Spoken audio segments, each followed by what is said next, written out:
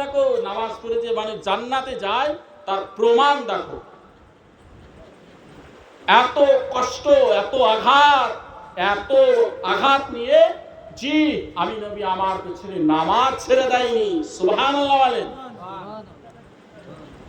একটা পোশাক পরে যদি এত নামাজের ভালোবাসা মহব্বত থাকে, আমাদের তো অনেক আছে। আমরা কোনো সময় আবেগ একবার দেখলাম না, বলতে গেলে বললাম না পবিত্র নেই। এতগুলো পোশাক যদি পবিত্র না থাকে আর অপবিত্র জিনিস যদি ঘরে রাখে, সেই ঘরটায় রহমত হবে? আরে বেটা, ওই ঘরে রহমত হবে না। এই মুখ দিয়ে বলেছে মানে এটা সত্যি হয়েছে, মিথ্যা যুবকেরা। নবীর একজন সাহাবী যার নাম হলো আবু তালহা রাদিয়াল্লাহু তাআলা। আবু তালহা রাদিয়াল্লাহু তাআলা নবীর পেছনে ফজরের নামাজ পড়তো, আর আল্লাহ নবী যে না ডাইনে বাঁয়ে যে সালাম ঘুরিয়ে দিতেন, আর আবু তালহা রাদিয়াল্লাহু তাআলা তিনি সঙ্গে সঙ্গে তাড়াহুড়ো করে বাড়ির দিকে রওনা দিতেন। আল্লাহ নবী সাহাবীরা বলতে শুরু করলেন, ইয়া রাসূলুল্লাহ, ইয়া হাবিবাল্লাহ, হুজুর আপনার এমন একজন সাহাবী রয়েছে, আপনার এমন একজন সঙ্গী রয়েছে। আল্লাহ নবী বলেন, কে এমন সঙ্গী যে তোমার কিনা আমার পেছনে নামাজ পড়ে ডাইনে বাঁয়ে সালাম ঘুরিয়ে সঙ্গে সঙ্গে তাড়াহুড়া করে চলে যায়? ও সাহাবীরা বলো। সাহাবীরা বলেছিলেন, ইয়া রাসূলুল্লাহ, ইয়া হাবিবাল্লাহ, হুজুর ওই সাহাবীর নাম হলো আবু তালহা। আবু তালহা।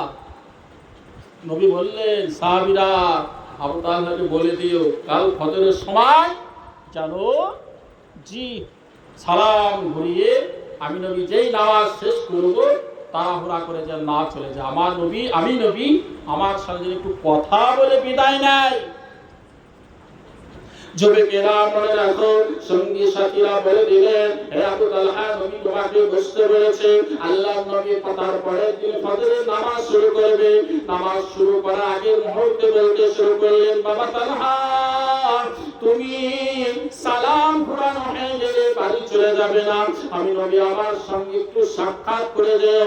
আল্লাহ নবী নামাজ শুরু করলেন, নামাজ শেষ করলেন, ডাইনে বাঁয়ে সালাম ঘুরিয়ে দিলেন। আবু তালহা বসে রইলেন। আল্লাহ নবী জিজ্ঞাসা করলেন, বাবা আবু তালহা, আমি নবী কি তোমার কি হক নষ্ট করেছি তাই ফজরের নামাজ পড়ে সঙ্গে সঙ্গে তুমি চলে যাও?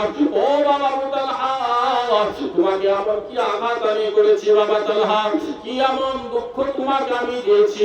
আমি নবী সালাম ঘুরিয়ে কিছু ইসলামিক কথা বলতে শুরু করি। আমি নবী নামাজ শেষে কিছু আল্লাহ পাকের তাওহীদের বাণী শুরু করি। সেইগুলো কি তোমার ভালো লাগে না? সেইগুলো কি তোমার মহব্বত হয় না? সেইগুলো কি তোমার ইচ্ছা হয় না?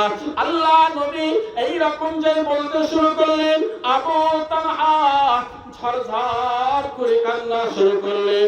কান্না মাখা চোখ নিয়ে আর চোখের পানি ফেলতে শুরু করলেন, আর কেঁদে কেঁদে বলতে শুরু করলেন, ইয়া রাসূলুল্লাহ, ইয়া হাবিবাল্লাহ, হুজুর আমি আমার একটি পরিবার রয়েছে, ওই পরিবারে এত কষ্ট রয়েছে, ওই পরিবারে এত আঘাত রয়েছে। ইয়া রাসূলুল্লাহ, আমরা স্বামী স্ত্রী থাকি বসবাস করি, আমাদের একটি মাত্র পোশাক রয়েছে।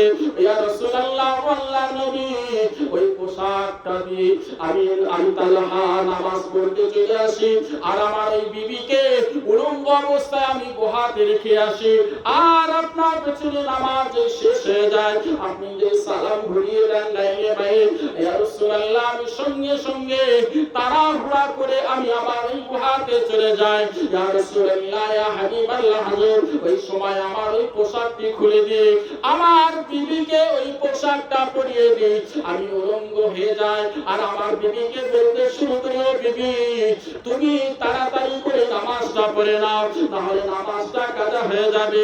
ইয়া রাসূলুল্লাহ, ইয়া হাবিবাল্লাহ, হুজুর আমি এই রকম ভাবে আর ওই পোশাকটা পরিয়ে দিয়ে তার নামাজ কাজা না হওয়ার জন্য আপনার পেছন থেকে সালাম ঘোরানোর সাথে সাথে তাড়াহুড়া করে চলে যায়।